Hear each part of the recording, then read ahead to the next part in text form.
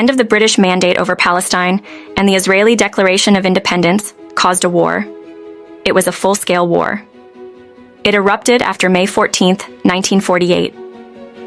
On May 15, 16, the armies of Jordan, Syria, Egypt, and Iraq invaded the former British Mandate. Units from Lebanon came soon after.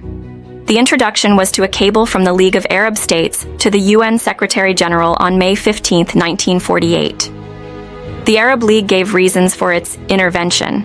They said it was to stop trouble in Palestine from spreading to their lands. They also wanted to prevent more bloodshed. The mandate over Palestine has ended. No authority remains to enforce law and order or protect life and property. The Arab states declare, "The people of Palestine have the right to set up a government. This right comes from the principle of self-determination. The League of Nations Covenant and the UN Charter both recognize this right." Arab commanders ordered villagers to evacuate for military reasons in isolated areas. But the Arab leadership did not issue a blanket call for evacuation. Most leaders urged Palestinians to stay in their homes. The Haganah attacked major Arab cities like Jaffa and Haifa. Groups like the Irgun and Lehi expelled Arabs, for example, at Deir Yassin and Lydda. These attacks caused many Arabs to flee. The earlier flight by the Palestinian elite was a factor. So were the psychological effects of Jewish atrocities. Both sides spread the stories. The war led to an Israeli victory. Israel annexed land beyond the border set for a Jewish state and into the one set for a Palestinian state. Jordan, Syria, Lebanon, and Egypt signed the 1949 armistice agreements with Israel. Egypt occupied the Gaza Strip. Transjordan occupied the West Bank. Jordan also annexed East Jerusalem, while Israel administered West Jerusalem. In 1950, the West Bank was unilaterally incorporated into Jordan.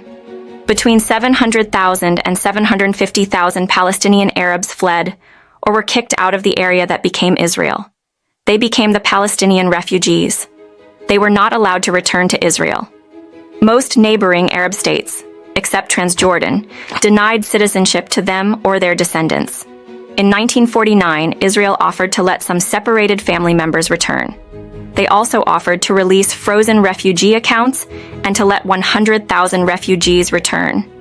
The Arab states rejected this compromise. They did so because they were unwilling to take any action that might count as recognition of Israel. As of today, most of them still live in refugee camps. How to resolve their situation is still a main issue in the Israeli-Palestinian conflict. The 1948 Arab-Israeli War forced about 856,000 Jews to flee. Arab countries expelled them from their homes. Most people had to leave their property. Jews left Libya, Iraq, Yemen, Syria, Lebanon, and North Africa. They left due to physical and political insecurity. Most people had to abandon their property. 260,000 reached Israel in 1948-1951, 600,000 by 1972. Most of the Palestinian Arabs who stayed in Israel after the war got Israeli citizenship. But Arab Israelis were under martial law until 1966. Various laws made it easier to transfer land abandoned by Arabs to the state. In 1966, Israel lifted security restrictions on Arab citizens. The government set about dismantling most of the discriminatory laws. Israel granted Arab citizens the same rights as Jewish citizens. After the 1948 war, some Palestinian refugees lived in camps. The camps were on the West Bank on land controlled by Jordan. Others lived in the Gaza Strip in Egyptian-controlled territory and Syria. They tried to return to Israeli territory by infiltration. Israel declared some Palestinians who stayed in Israel to be infiltrators. Authorities deported them. Ben-Gurion strongly rejected the return of refugees. The Israeli cabinet decision of June 1948 restated this. He repeated it in a letter to the UN on August 2, 1949. The letter contained a statement made by Moshe Sharett on August 1, 1948. The Israeli government's basic view is that a solution must not be the refugees returned to Israel. It must be the resettlement of the Palestinian Arab refugees in other states. Violence was ongoing during almost the entire period from 1950 through 1967.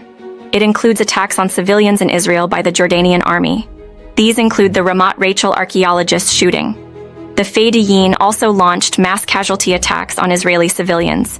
These include the Yehud attack, the Ma'ale Akrabim massacre, the Beit Oved attack, the Shafir shooting, the 1956 Eilat bus ambush, the Ein Ofarim killings, and the Negev Desert Road ambush. Major Israeli attacks include the Beit Jala and the Chibya massacre. There were also the Nahalin Rantis and Falameh reprisal raids. The Lavon affair led to a deeper distrust of Jews in Egypt. Recruiters had chosen key agents from Egypt's Jewish community for the operation. As a result, Egypt retaliated against its Jewish community. Israel raided an Egyptian military outpost in Gaza in February 1955. The raid killed 37 Egyptian soldiers. After this, Egypt's government began to sponsor, train, and arm the Palestinian volunteers. They were from Gaza. They formed Fedayeen units and raided Israel. In 1967, after years of Egyptian-aided Palestinian Fedayeen attacks from Gaza, Egypt expelled UNF. It then put more troops in Sinai, and other Arab nations made threats. So Israel launched a preemptive strike against Egypt. The strike and the operations that followed became known as the Six-Day War. At the end of the Six-Day War, Israel had captured the Gaza Strip from Egypt and the West Bank from Jordan. This included East Jerusalem. Shortly after Israel seized Jerusalem, it claimed all of the city. Israel granted permanent resident status to Palestinian residents of East Jerusalem. It created a new set of issues in the conflict. They are about the city's status as Israel's capital and the occupation of the West Bank and Gaza Strip. This meant that Israel controlled all of the former British Mandate of Palestine. The Balfour Declaration said this area was to allow a Jewish state. Following the Six-Day War, the United Nations Security Council issued a resolution with a clause affirming the necessity. This refers to the refugee problem for Palestinian refugees. It was about achieving a fair settlement for it.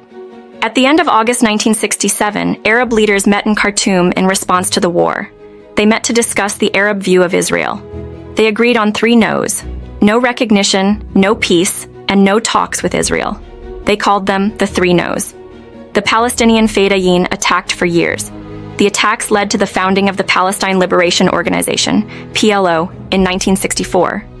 Its goal was the liberation of Palestine through armed struggle.